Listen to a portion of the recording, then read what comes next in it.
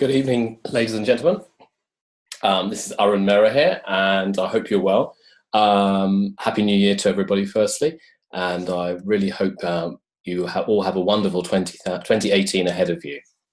I'm just testing out with a new webinar software, so bear with me if there's a slight problem that arises along the way. If you can't hear me, or if there's some problem, please chat to me. Send a message via chat. I'm monitoring everything as we go. But I will start off today with a lot of information I want to share with you over the next 40 minutes to an hour. If you have any questions, please do send me a message via chat. We've got quite a few people on this call tonight, and this is the opportunity for you to ask some questions of me as well. So, the topic today is how to set up or buy a dental practice in 2018. So let me crack on with what I'm going to be covering tonight. We're going to talk about the current market for buying and setting up a practice. In today's market, we're seeing a lot of people wanting to buy, also a lot of people looking to set up. Setting up an NHS practice is quite difficult or pretty unlikely, so people are looking to set up private clinics. And the demand for buying is still strong. And I'll come on to that in a little bit later, a little bit more information. NHS or private, again, I'll talk on that. One of the big questions we have is how to raise the money that you need. And we've done this for many clients over the years. And now with our finance brokerage part of the business, I think we're probably one of the leading players in this market in terms of raising finance for dentists to buy practices. Then we'll be talking about the pros and cons of buying, the pros and cons of setting up, and then 40 odd points of how to set up a successful practice or even buy a successful practice. So there's a lot to cover. I hope you find it very useful. So who am I? Some of you might know me, some of you might not. My background is I'm the owner and the managing director of the Samara Group. For over 13 years, we've been running as a firm of chartered accountants for literally hundreds and hundreds of dentists and dental practices across the UK. More recently, we've now probably one of the fastest growing Samara practice sales, one of the fastest growing practice sales parts of the business. And then at the same time, we're also a commercial finance brokerage. So we provide the whole solution to someone. So if someone wants to buy or they want to set up a practice, we have in-house the whole spectrum of financial related things that you will need: accountants, practice sales or buying experts, and financing experts. At the same time, with another hat, I am actually one of the co-owners of the Neem Tree Dental Group, one of the co-founders of it. So what I speak is also from experience of actually doing it. I'm not just an advisor, I've actually done it. We've got over 15 years, I've only got over 15 years of experience with working with dentists, hundreds of dental clients across the UK. And as I'm a part of the Neem Tree, through my wife, Smita, who is one of the other owners, who is a dentist, I have plenty of experience to share with you tonight. I'm trained as a chartered accountant with PricewaterhouseCoopers. It seems like a long time ago. I'm an ex-vice president of Bank of America. Again, several years back, but it gives you a little bit of understanding where I'm coming from and my understanding. So let's crack on.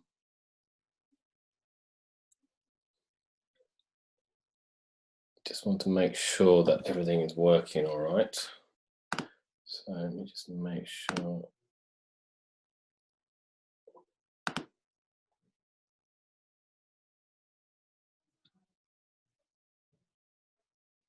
Bear with me. So the current market for buying or setting up practices and the selling of dental practices, we've got strong demand for people wanting to buy dental practices. This has been fueled by many people wanting to buy practices, many dentists. It's fueled by corporate activity, many new corporates emerging, buying practices, people having funds from their parents to support them, the bank of mum and dad, that's called quite often, and then people paying up to 200% of turnover in many cases. And 10 years back, values were just 35% of turnover. But now valuations have really shot up over the last 10 to 15 years, primarily driven by demand by individual buyers, but also by corporates, because more and more people or more and more companies are seeing the opportunity that presents itself in the corporate marketplace. So let me just do one thing for you.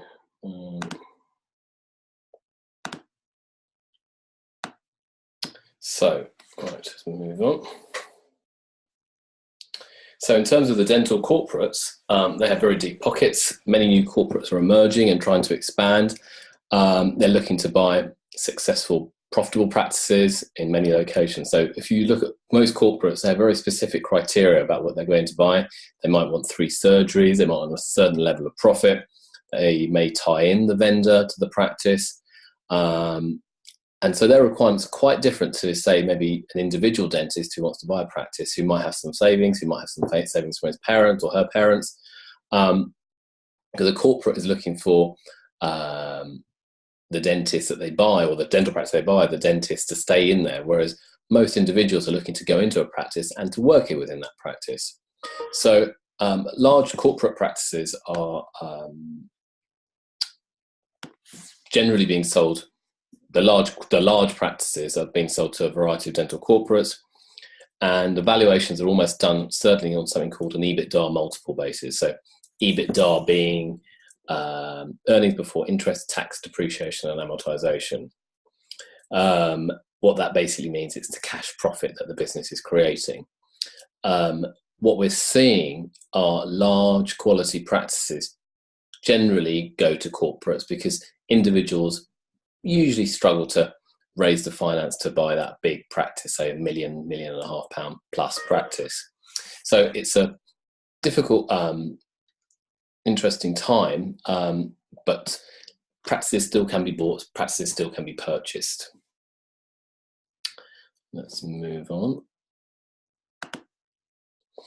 In terms of the bank of mum and dad buyer, well, we've been working as an associate. That these people may have been working as an associate for many years, and quite often or not, they've worked in practices and the values have just gone up in those practices and practices around them, so they've kicked themselves for not buying earlier.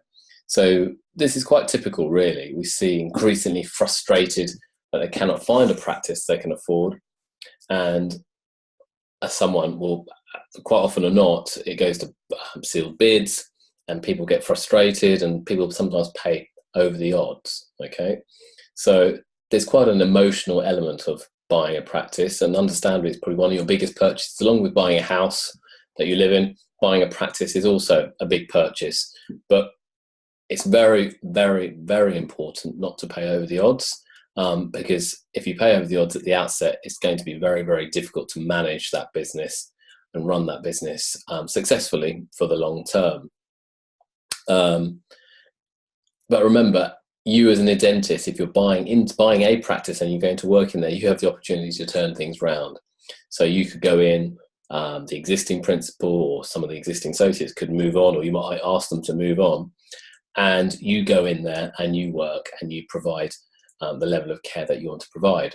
But remember, you have to transition these things very, very carefully. Excuse me. Let's move on. So just trying to highlight some profiles of different types of dentists.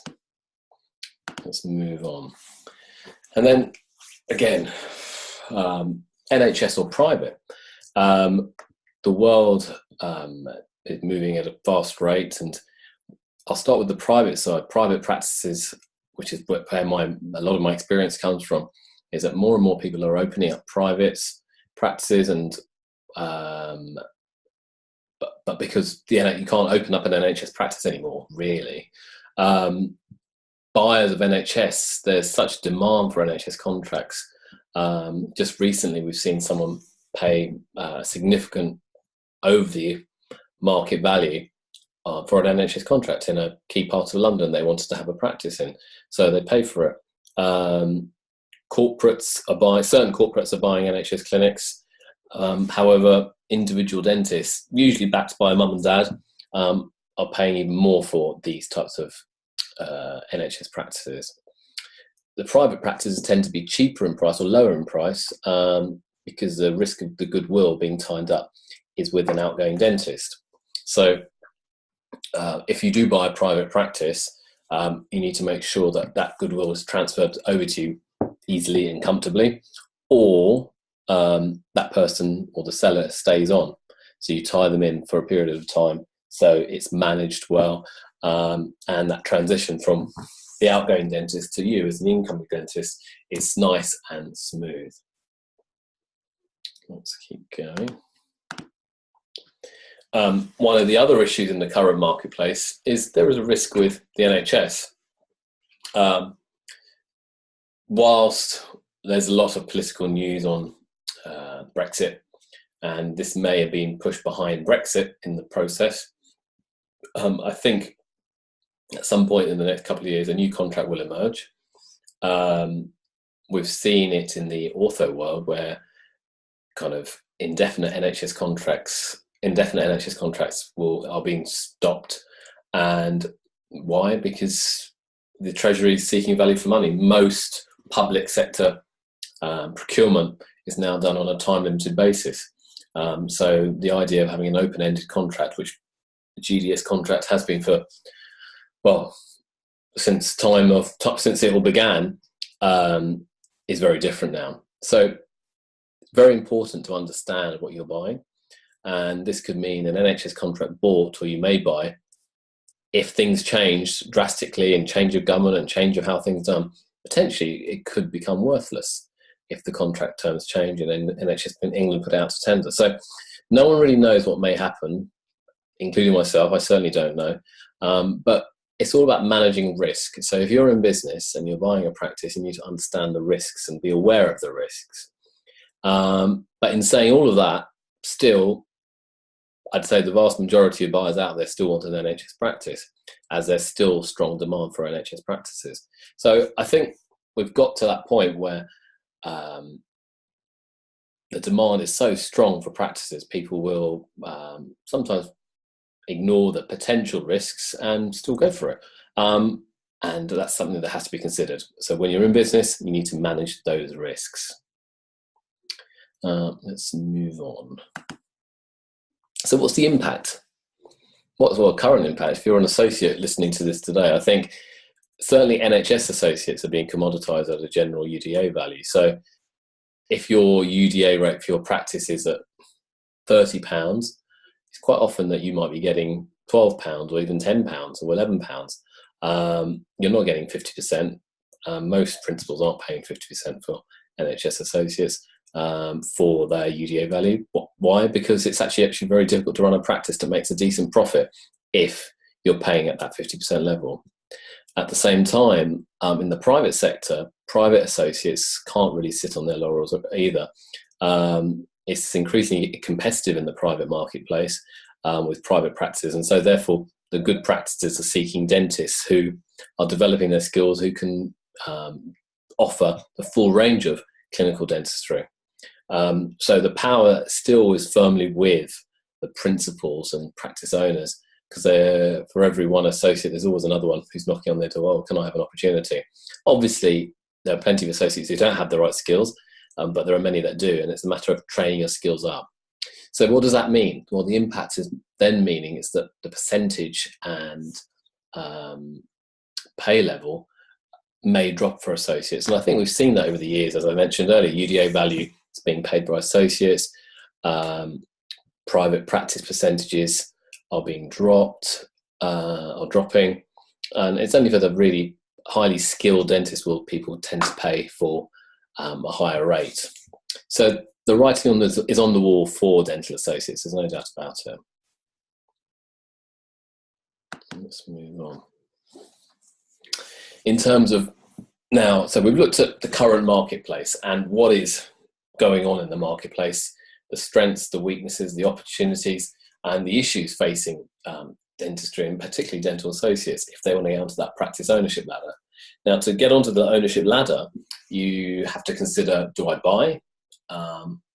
Do I buy NHS? Do I buy private? Do I set up a private clinic?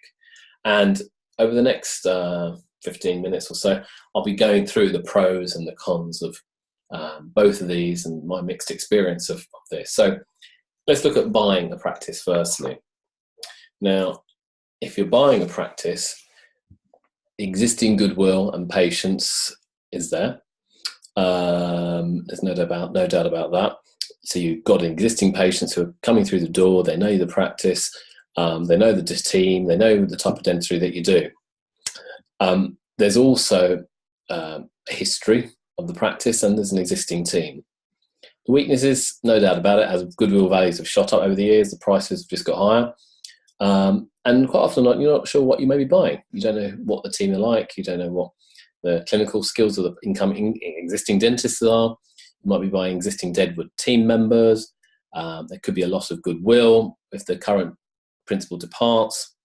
And one of the really hard things is when you're buying a business, the team or existing team there might be very comfortable, but if you've got all these grand plans and these exciting plans to transform that practice, you will face an uphill challenge. And if you face that resistance from the team members, you're going to have to change that team, and sometimes the team may leave after you buy it, and you have to then re-recruit and build that team again. Okay, and sometimes it might not happen the first time, but the second time or third time, you have to keep building that too. And that's a really important aspect when you're buying a business, or even setting up a business. It's that team that will really make the difference. If you have a first-class team, things will fly. If you don't, then there's challenges constantly all the way. So that's important to consider. So there's certainly strengths in buying practices, and there's certainly weaknesses there. But if I look at the marketplace and still say it's skewed towards 70%, 75% of people to end up buying a practice as opposed to starting a practice from scratch or doing a squat, it's probably because it's easier. Doesn't mean it's the right thing, but it's easier, and people will, banks will usually be able to help you with the money to do this because it's an existing business. But I'll come on to financing on this in a short while. I've seen many mistakes when buying. The buyers, I'll run through these 8 mistakes that come to mind. I've seen people pay too much and accepting the valuations of professional valuers. Quite often or not, that has been one of the big challenges. People pay too much and accept the values of the professional valuers. Always question the value. And the second point is get an independent valuation done on the business, because that's really important as well. If you get an independent valuation done, let's get this right. You get an independent valuation done, then that will certainly help you understand what are you paying for and does it work for you and your needs. When you're buying, you also want to think about you're going to get you're going to do some due diligence on the business. So when you do due diligence, you do legal, you do financial, you do clinical. On the financial bit, it's well worth spending some time and money on getting that done properly, like the legal due diligence. And always when you're doing legal due diligence, make sure you have a solicitor that actually understands what a dental practice is and how to buy a dental practice. Other mistakes I've seen are people buy a paper record practice, which is actually very difficult to do the due diligence on. You don't know when the last patient's been in. You don't know when they when they're coming back for recalls. You don't know what type of dentistry's been done. It's like so difficult. One of the other points is you need to look around the practice. What's the equipment like? Does it need refurbishment? Is it going to cost you even more money once you bought the practice to refurbish the whole thing again? Or do you have to take further loans out for that? Big consideration to consider.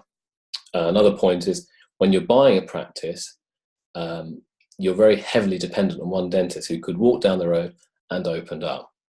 So make sure you have good provisions in your contract to protect you.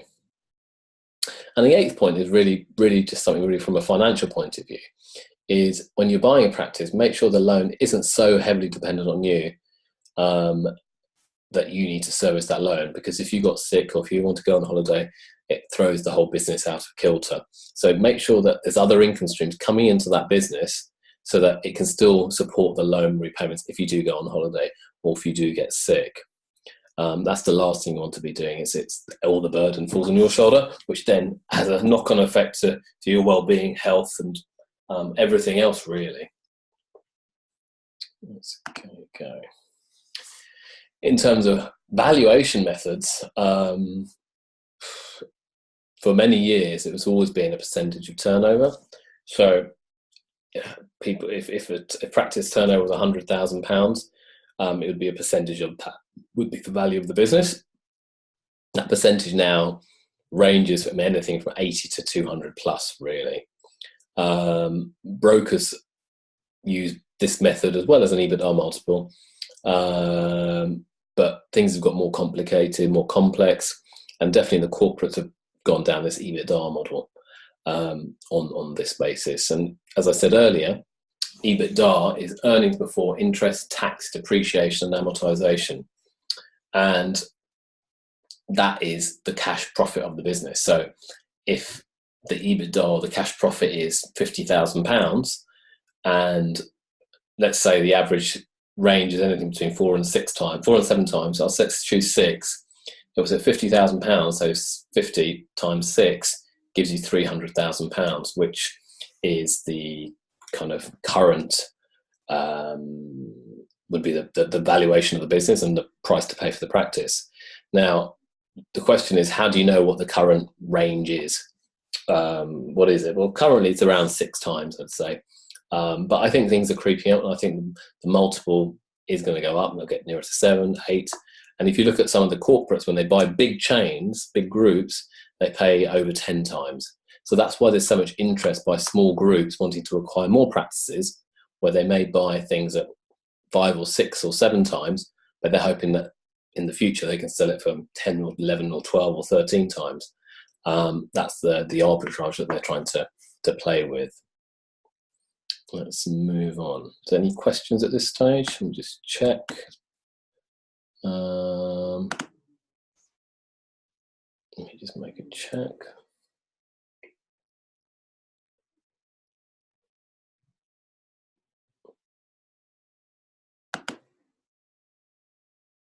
Okay.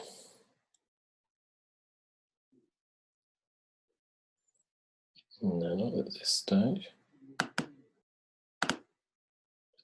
So if I go back,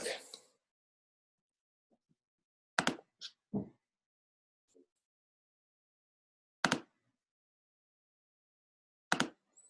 just checking there's no questions. Bear with me. I'm just trying to use this new platform. Right. So if I was to buy a practice, let's go back. So if I was to buy a practice, which I help, and I've helped many dentists with over the many years. These are some of the points that I've just kind of put together with my thoughts. The first point is you need to be much more commercial about it. Don't let your emotions rule, and this is, I suppose, the most important rule. Don't be emotional about it. Just because it looks nice or the seller makes you a nice cup of tea doesn't mean you should buy the practice. You need to be quite matter of fact about buying something. Does it work for your needs, and does it work for what your future plans are? If you're buying a practice, check the location out, what the competition's doing, who's in the area, identify what you could do with the practice to grow it, and put a business plan together. What are you trying to do? How are you trying to grow it? From that, then you'll have a clearer idea of, okay, you're going to make an offer. And think about that offer. The key thing is not to make if you make a lowball offer, they'll just ignore you and say you're not serious. But if you pay too much, you're putting yourself into a difficult situation. So use some common sense. Use people like ourselves, accountants and others, to help you understand what you think the business is worth, and then make an offer. So always get the financials assessed, get an independent valuation done, and then once the offer's been accepted, then do the financial due diligence exercise. And dare I say it, don't believe anything you see or hear. Get it checked out. It's buyer beware. Caveat emptor applies equally to this situation. So be careful, tread carefully, and hopefully then you won't buy a lemon and you buy a very good practice. So whilst you're doing the due diligence, if you might find some issues, and if that's the case, you may need to reduce the price or even pull out of the deal. So all very important to go in with a I suppose not cold, but a matter of fact approach. As an example, I've seen many stories where I've had to pick the pieces up. One story was with one lady. She bought a practice and very excitedly got emotionally involved and attached, and she loved the current owners. The current owners were very nice and friendly to her. And what manifested when she bought it, only after she bought it did she realise that many of the patients are very, very, very, very. I suppose the patients are very, very fictitious. They weren't there. They weren't real. Okay, and so she bought the practice on the proviso there were X thousand patients, and it was only like maybe 25% lower than that, and even the revenue figures were questionable as well. So be careful. Do your homework. Let me just come to some questions that I've just got here. So I've got a question from one particular individual. I'm looking to buy, this is a question, I'm looking at buying a private practice, but the selling dentist is opening an implant surgery down the road and saying he's happy to sign a disclaimer, not interested in having general dentistry patients. Not sure if I should go ahead. Would you suggest I do or anything, or I need to think about? Okay, that's a very relevant question. Absolutely, you need to protect yourself. That's the most important thing. So if you're buying this practice, depends how far down the road this actually is, but you need to make sure that he firstly doesn't steal any patients that are existing there. You should also make sure that there are very clear restrictions in the agreement that's drafted so that he can't do that. And whilst he's saying he's happy to sign a disclaimer, it needs to be enforceable. So this is where you'll need to get a very good solicitor to understand the situation and to say what's realistic and what would hold up in the court of law and what wouldn't hold up in the court of law. So he might be wanting referrals from you down the road, which could work for you, could work for him. But the risk to you in buying that practice is it's not insignificant. Therefore, it's very important that the drafting in the agreement, the sale and purchase agreement, has the necessary information and warranties to protect you. The question you said, would you suggest I do anything or I need to think about? The most important point here is get the support and help of a really good solicitor who understands these types of situations. And if you need someone, let me know and I can put you in touch with someone. Because you really want to make sure that you don't end up buying a practice and then all the patients walk down the road to his implant clinic, where his implant clinic might not be working that well, and before you know it, he says, oh, you know what, I'll just do general dentistry, and all those patients follow him down the road. So you have to be very clear and very careful in this situation. Should I move on? Let's move on to the next part of the webinar, but good question. Now, setting up a practice, and again, we've set up many practices ourselves, myself and Smita. And the strengths here are you certainly start with a clean slate and you have an opportunity to do something different because you have your own vision, your own goals. It's certainly a lower cost because of not having to borrow so much usually. However, you'll need working capital to keep the business going from day one, because in day one you might not have that many patients. And then you need to build the right team from scratch, and that's also difficult. And trust me, we've set up many squats ourselves, and very rarely do you get the right team from scratch. Actually, I can't think of any of the clinics I've done with Smita where we've had the right team from scratch. It takes time. However, there's opportunities also to build significant value. Weaknesses, no patience, and you also need to be much more commercially focused in that respect. With smart business acumen, and you have to be patient. Patience, when I say you have to have patience, is patients won't come straight away. They want to know who you are. The trust element has to be built up, so that takes time. Okay, and therefore you need to have the working capital in the business to support that slower pace at the outset. Incidentally, from my experience, all the clinics I've done personally with Smita, we've always done them as startups. We've always done a squat. It's not saying that I wouldn't buy a practice. I certainly would buy practices, but I think they're the right types of practices for what we're trying to do. But our game plan has always been to start from squats, which has worked well for us. So when you're setting up a practice, you're effectively building an asset from the beginning. So the cost to start up could be anything between 150 to 250 level. It's usually lower than buying a practice, but you have to be quite entrepreneurial, and you have to build a team that will support you, and one that you're required to build a business from scratch.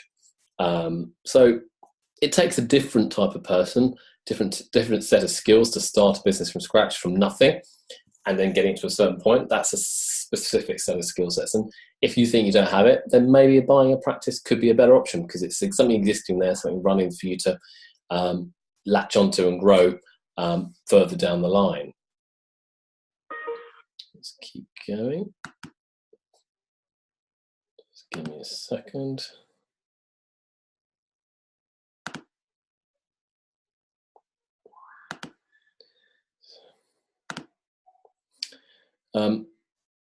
So some of the essential aspects for a successful startup. Firstly, you need clarity. You need to be clear on what you want to create. No clarity, don't do it. You need to have a tight financial budget. Spend only on what is needed. Don't be tempted on the latest gadget. That's really important. I've seen people get carried away and they've set up a clinic, and before you know it, they've bought this latest speakers, the latest Cereal machine, the latest chair, and a budget was 150, they're suddenly at 300. And more money's gone in it unnecessarily. So you don't need to spend on what you actually need, not what you really always want. The things that you want can come further down the line once you've got some traction and you've got some momentum in the business. So choosing the location, you need to be very visible and target the right profile of patient. So make sure you get the right location and you know what type of customer you're going to be treating. Similarly, design, make it look good, make it inviting, make it feel that people, I'd love to go to that place. It looks like a really nice clinic. It's got nice people. It's got a nice look to it, nice colours, nice chair, friendly, make it impressive. Team. It's people that will make your business. Nothing else will. You can have the best location, the best design, nice, do it on a tight budget, and have great clarity. But if you haven't got a team that's going to support you, help you develop, and be there even when the chips are down, then you've got a problem. So you need a really, really good team to support you. And that's where you need to think about building that team over time. And as I said, we've built so many clinics ourselves, and invariably very difficult to get the right team first time. And then marketing, you need to think how you're going to market, how you're going to be different. The key to marketing is standing out, being different. And you'll need to spend some time, money, and get people to help you, because business is really delivering what you're saying you're going to do and then getting people to know about what you're doing through marketing. So getting that team and the marketing elements are really, really critical to making it a real success. Let's move on. So if you compare the buying and the selling, I've just done some very kind of back of the envelope figures here, but they may give you an indication of how I'm thinking anyway. Assume you had £100,000 of your own money to invest, and the question you would maybe be asking, should I buy a practice or should I set up a practice? Well, with 100k, you can possibly buy a practice of up to 500k as a 100k would act as a 20% deposit, and you could borrow 400k. Let's assume you, after 5 years, you grow the business to say 550, and your loans reduced to about 370. If you sold your business, assuming values are 100% of turnover, you would receive 550k less 370, which equals 180. Your 100k is turned into 180. If you use 100k and you borrow 80 to start up, after 3 years, your turnover is 250. and your loan is 80 and it's now 60. If you sold the practice, less the loan, your 100k be 100k, 190k. Now these are all very hypothetical figures, and very back of the envelope, very simplistic. Now, if the percentage of turnover goes up, it might turn up, or the valuations in the marketplace, or EBITDA multiples grow. It might prove to be better to go down the buying route, but no one has a crystal ball. But one of the benefits of a setup, remember this, is the exposure. The loan exposure that you have when you start up would be much lower. So in this instance, your loan is only 80k, whereas in the other instance it's 400k. But doesn't mean it's wrong to have a big loan. It could be good to have a big loan, but everyone's different, and you need to work out what works for you and your situation. Okay. So I've just written. There's 40 points here, which I'm sure you don't really want me to go through, but I'll just pick out a few here. Whether you're buying or whether you're setting up, there are so many aspects to creating a successful practice, bar the clinical side. I haven't talked about the clinical side because I'm no person to talk about the clinical aspects, but there are so many things you need to think about. You need to think out, for instance, the design and layout of the practice, conforming to all the CQC dental regulations is another one. Client care, customer service essentials, understanding how you can be ranked well in Google, motivating that team when it finally opens. So there's so many things you have to think about when you're growing a business. And if I had to be very blunt and very straight with you, if you're at that stage where you're thinking, should I set up my own business or should I buy a business? Or am I ready for it? This is just a taste of the 40 odd things you need to do, plus all your clinical work, plus all the other issues that come with it. Now, if you're up for that challenge, then definitely do it. Either buy or set up. But if you're thinking, oh my goodness, I'm not sure if I want to do any of this, then you may well be best off stopping now in your tracks, and at least you've educated yourself tonight and spent 50 quid and decide, it's not right for me. But that's for you to make a decision. But I've just listed the 40 things that came to my mind. I'm sure there are another 40 that I haven't even put on here. So, right, we're almost at 40 minutes. So let me keep moving on. So you might be deciding to buy, you might be deciding to set up. But the key thing now is you need to think, how am I going to finance it? Have I got the money? So this is an important question, because if you can't get the money, you'll be stuck at step one. So if you're buying an existing business or doing a SCOT, what do you need to know about the finance? Well, in the current market, all the banks, finance providers have an appetite to lend, specifically to dentists. However, every bank and every private provider has a different policy. So every bank's different. Some may charge higher rates, but they might offer better terms, or they might have a capital repayment on it. And this can get very complicated and very confusing. So it's really, but however, how do you get the best deal, and how do you get the right deal that's right for you? Now, really important to test the market. So some of the things you need to think about is, in terms of choosing that loan that you go for, you need to think about the structure and the term of the deal, i.e. how long is a deal, when will they release the funds, is it 10 years, is it over 15 years, is it over 20 years? At the same time, how they make what are the repayment profiles if you pay it over those different terms, and along with the commitments. Or do you have to refinance every 5 years? The commitment from them might be one big bank we know very well. They'll offer you all the money, but they want you to refinance basically to go back to them every 5 years. And they'll say, oh yes, we'll continue lending you the money. But that means you will incur a fee each time, every 5 years, which is not an insignificant amount. Other points are, you might get a capital repayment holiday. So for instance, in the first year, you get a loan, and you only need to pay the interest. The first year, you don't need to pay the capital, which can help, certainly when you're starting up or buying a practice, which helps with cash flow. There are then the rates. Rates vary greatly. And I think with Brexit and markets changing, rates are starting to vary even greater. So one rate might seem very attractive, but the structure may not be so attractive. So you need to understand what's fixed, should you fix, and what are the variable rates that are available. At the same time, there are so many lenders out there. There are specialist lenders in the dental sector, but then also non-specialist lenders. And quite often or not, the non-specialist lenders' fees are significantly higher and the charges are much higher to dentists. So it's important that you look at lenders who have access to lenders who understand dentistry. And then obviously there are fees to be paid. There are brokers' fees. There's the bank fees to set these loans up. There's valuation fees that have to be done. And all of these things add up. So it's not a matter of fact of just going to your local bank and saying, oh, I'd like a loan. I'm sure the man at the bank in the local branch may be able to help, but you probably, actually 98% of the chance, you won't get the best deal on the marketplace. So how do you choose? Well, we can certainly help. Mehra Finance, which is headed by my colleague Nigel, we're dealing with all sorts of finance aspects. Nigel's got over 38 years experience in banking, and he ran the healthcare team for one of the largest banks that we know in the country.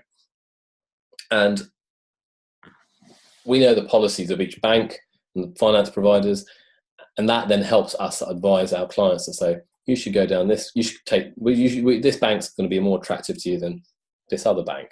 So it's really important to understand what's out in the marketplace, and then having someone like Nigel or our team or the Mehra Finance team to help you make that decision to get the best financing for you.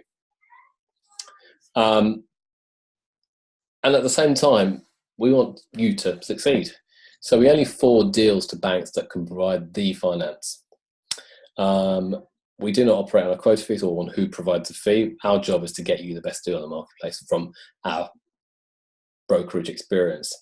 And through our experience, we will talk you through the purchase with you and obtain the relevant information, put a pack of information to the provider of the finance, write a synopsis of the deal to assist the bank, and they're helping them assess your case and then help you all the way through to completion to help you raise that finance.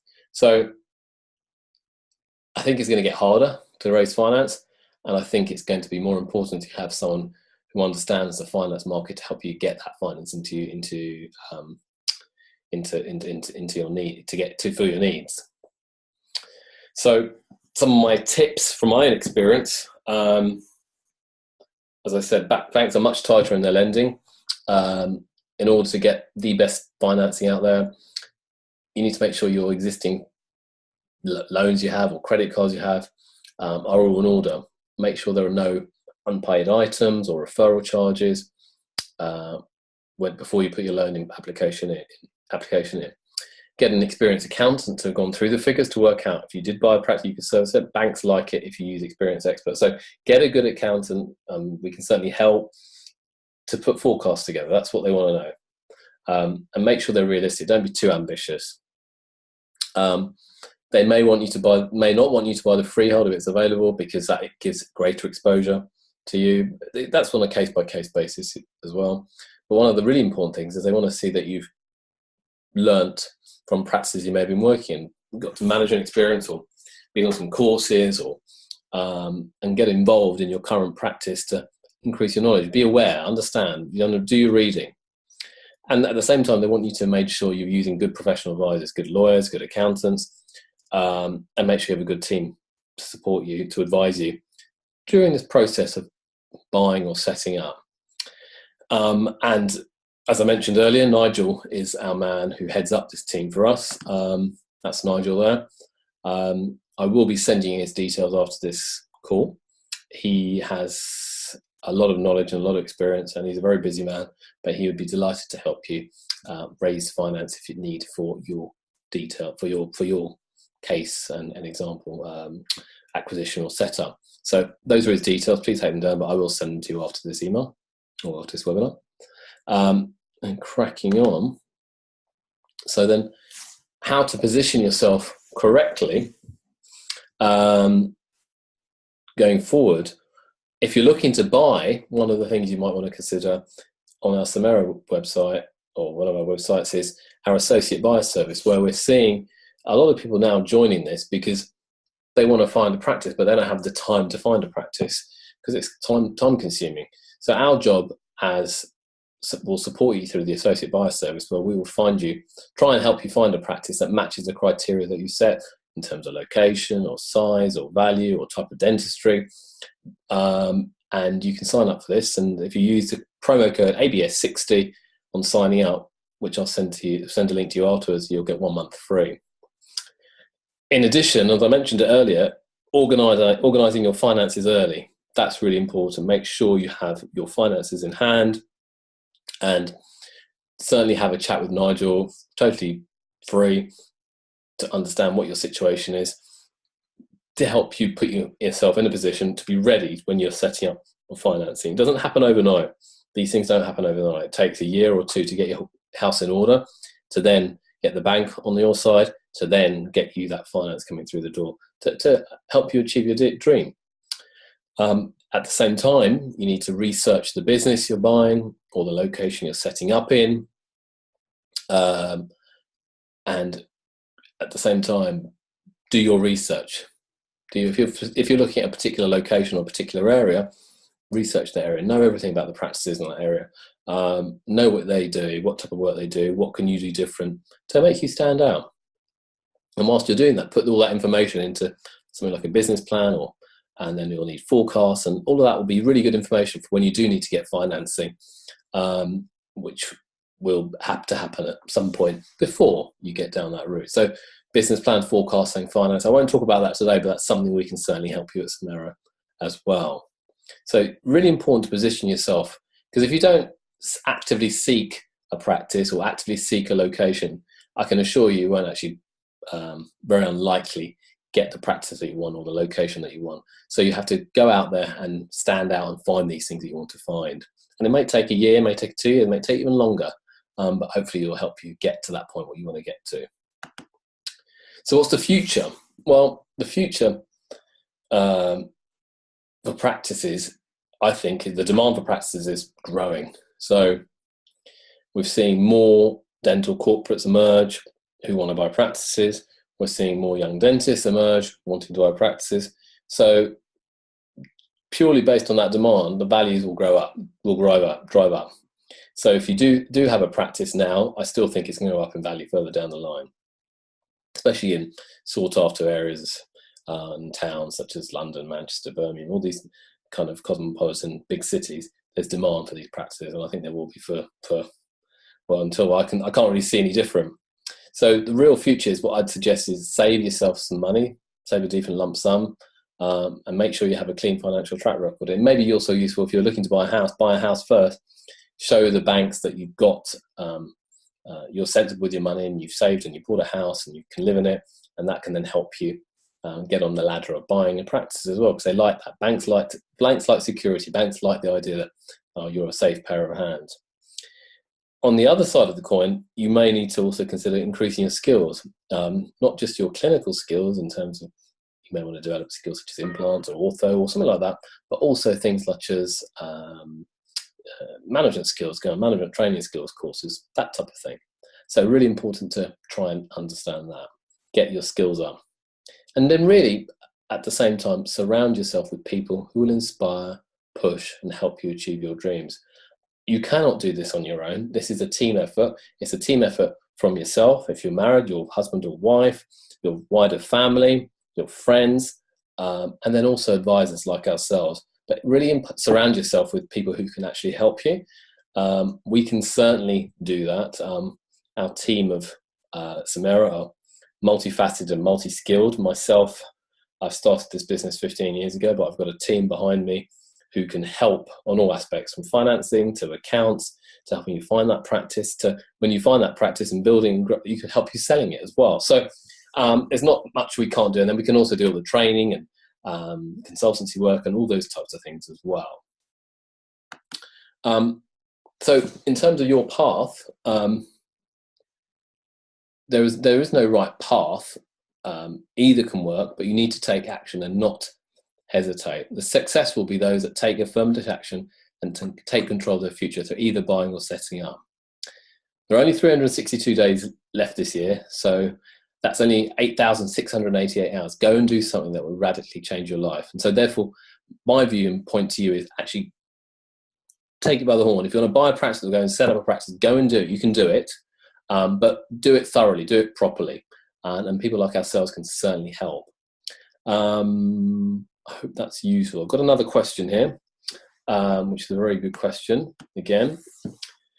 After getting the practice details from a said broker, whom should we pass it on to? Is it the accountant, financial advisor, or above mentioned agent? Where can I get info about independent valuation advisor? Okay, good question. I would certainly say if you're getting it from one broker, but the way we work, let me explain how we work.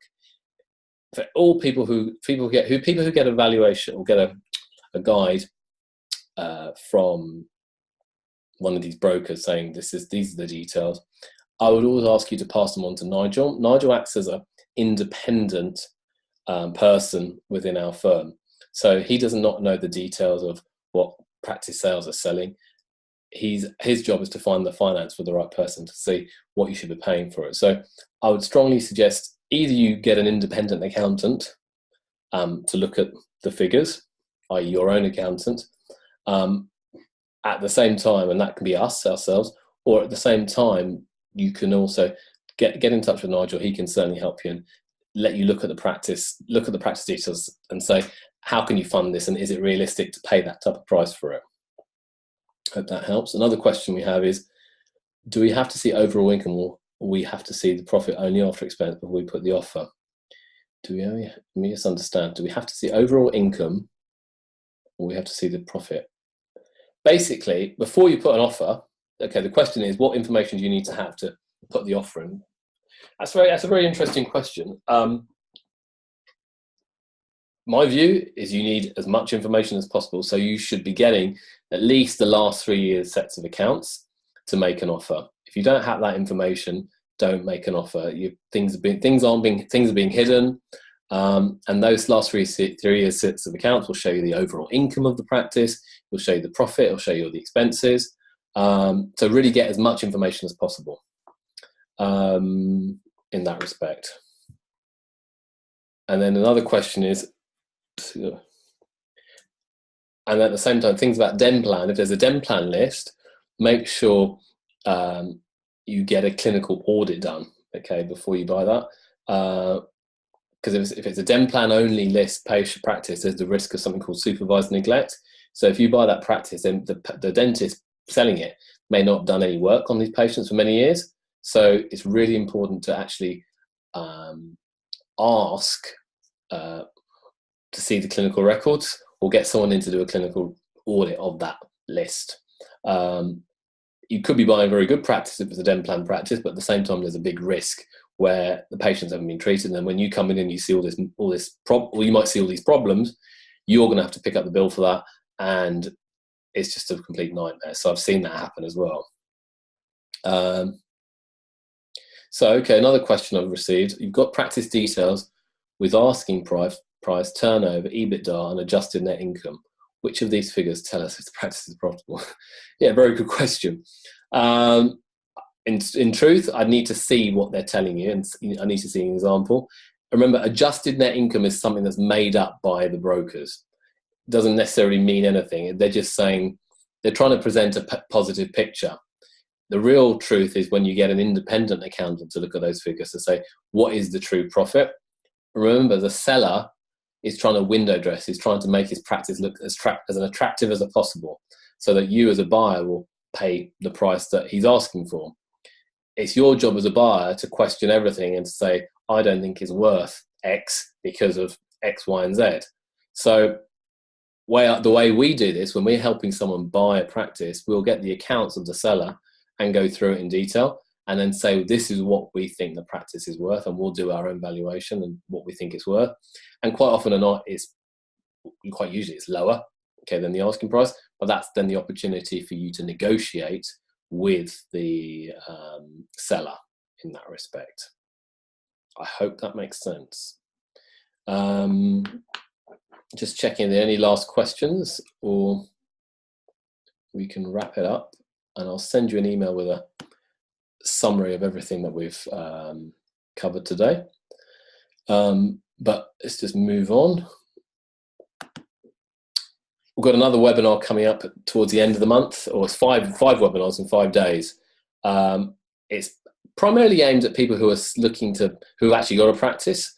But if you're on that mindset where you want to buy a practice and at the same time transform the practices of this practice that you purchase, it's going to be all my tips about how to manage and grow the profits of a practice. And that's 15 years of experience going into 5 hours. So I will try and pack in as much as I have today into those 5 hours at the end of the month. So 8 p.m. on the 29th of Jan, 30th of Jan, 31st of Jan, and the 1st to 2nd of Feb as well. Lastly, just to summarize or give you my thoughts, the future belongs to those who believe in the beauty of their dreams. That's what Eleanor Roosevelt once said, and I do really believe that. You might have some dreams, you might have some aspirations to purchase a practice, to set up a practice, to grow a practice, and you'll only ever be able to do that if you actually believe in yourself and you do it and take that risk. And I can assure you it will be hard. I can assure you it will be difficult, but I assure you can actually do it. And we'd be delighted to help you along the way to achieve the aspirations that you have. If you've got any further questions, please don't hesitate to get in touch with the team. I really encourage you to reach out to us. We're here to help. Our team will be delighted to help you. And across 2018, our team really want to wish you guys very, very happy 2018 and good luck. And watch out for future webinars and more information coming your way. And I really encourage you to go to YouTube. More and more stuff's going onto YouTube with our knowledge and experience there. Happy New Year. Thank you very much. Let me just check there's no other questions. Thank you. Bye-bye.